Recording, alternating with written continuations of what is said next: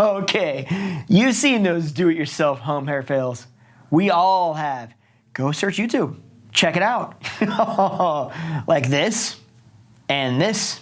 Look, I'm not laughing at him. I'm just saying YouTube is an incredible resource to learn things, but it can also be a very dangerous place to learn things.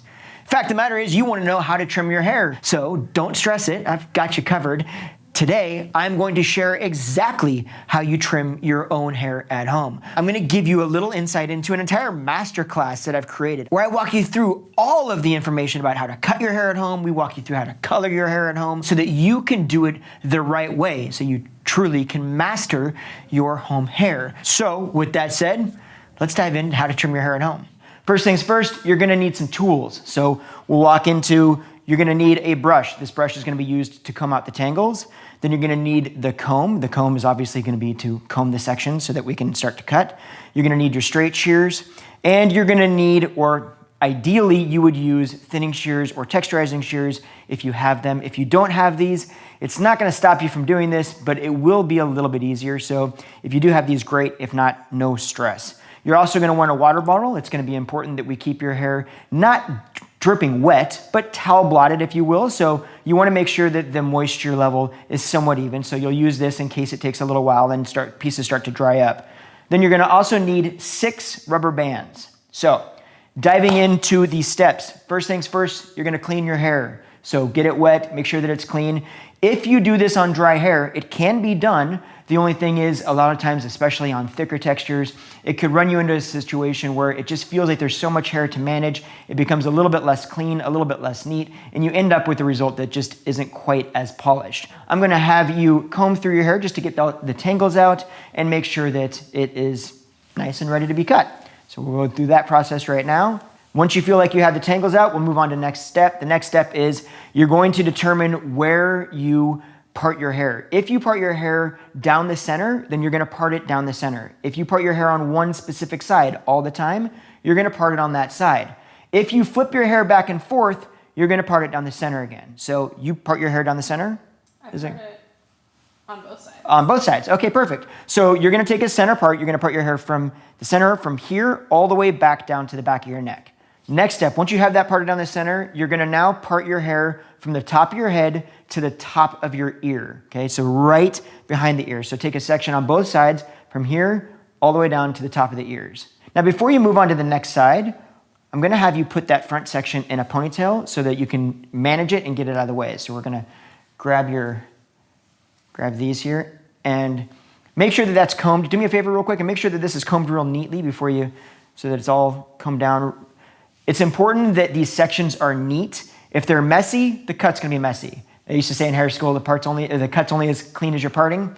So try to keep that hair combed neatly. Perfect. Okay, now we're going to take a section on the other side from roots, or from crown to the ear, and then we'll part the front, or then we'll put the front in a ponytail the same way we did on this side. Okay, now in these back sections, what you wanna do is you're gonna turn, you've got 2 sections in the back now, and you're gonna turn these into 4 sections. So you're gonna split both of these sections basically down the middle. So she's using her hands to feel, and this is an absolute perfect section.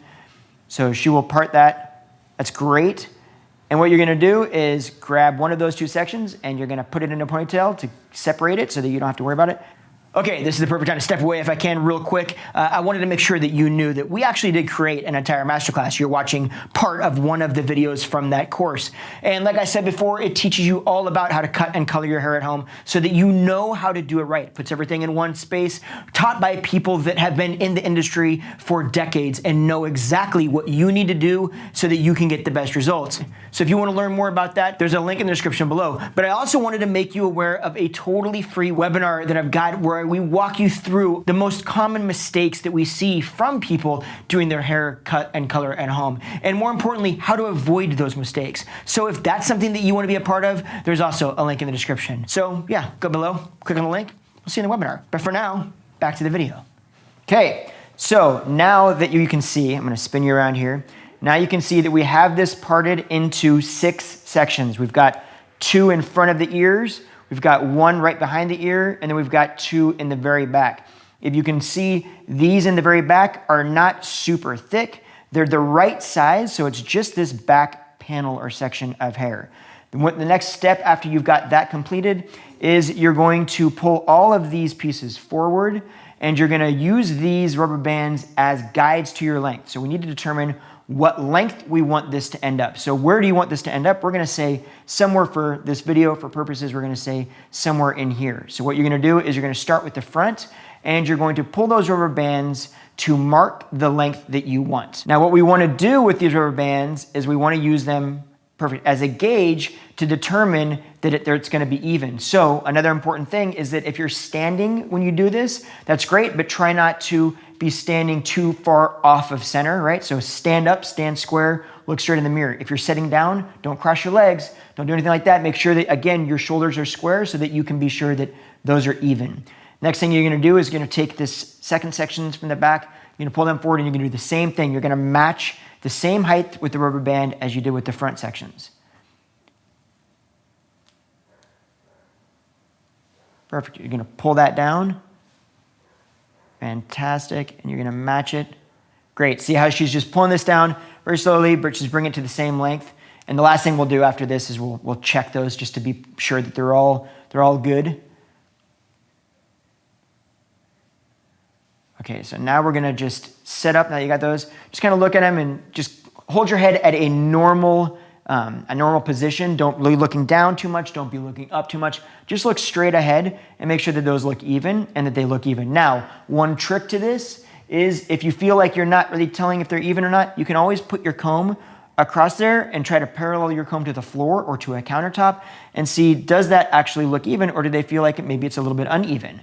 If it is, you adjust it. The last sections you have to deal with are these sections in the back. You're gonna pull them forward, but at this, I want you to actually take that rubber band about a ½ an inch higher than the front rubber bands. We're gonna take a little bit more length out of this back section, and the reason for that is because that's gonna allow us to cut a straight line. If you want a rounded line in the back, you're gonna leave these rubber bands the same length as the other rubber bands, and what you'll end with is a little bit more length in the very center of your back.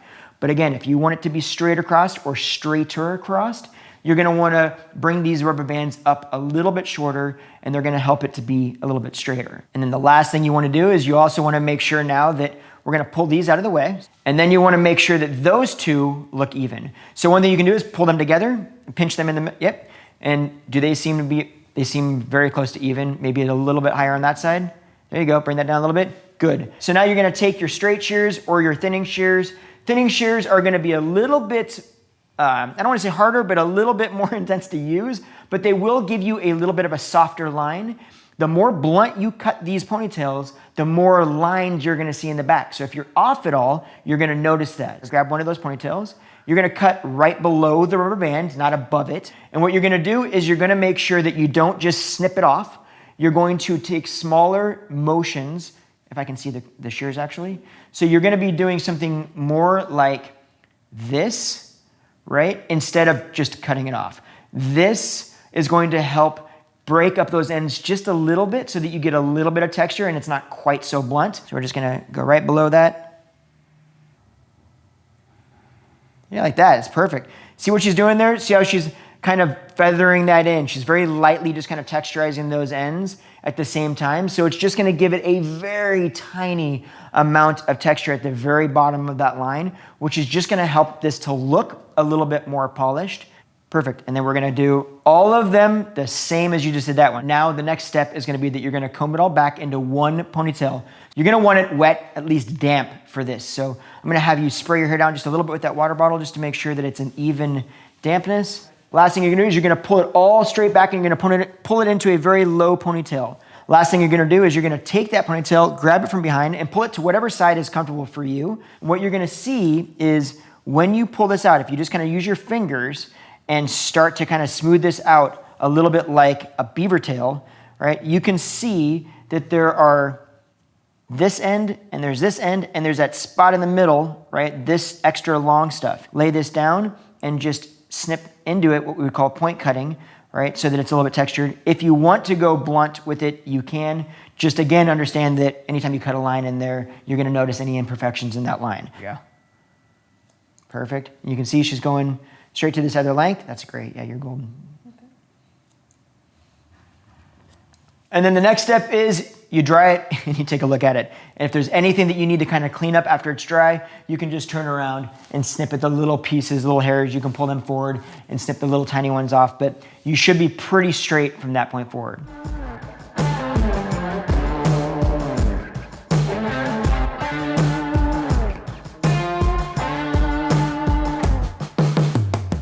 Okay, I hope that helped you understand a little bit more about how to trim your hair at home the right way.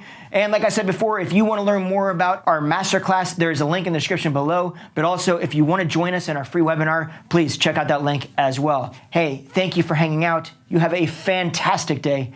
I'll see you next Tuesday.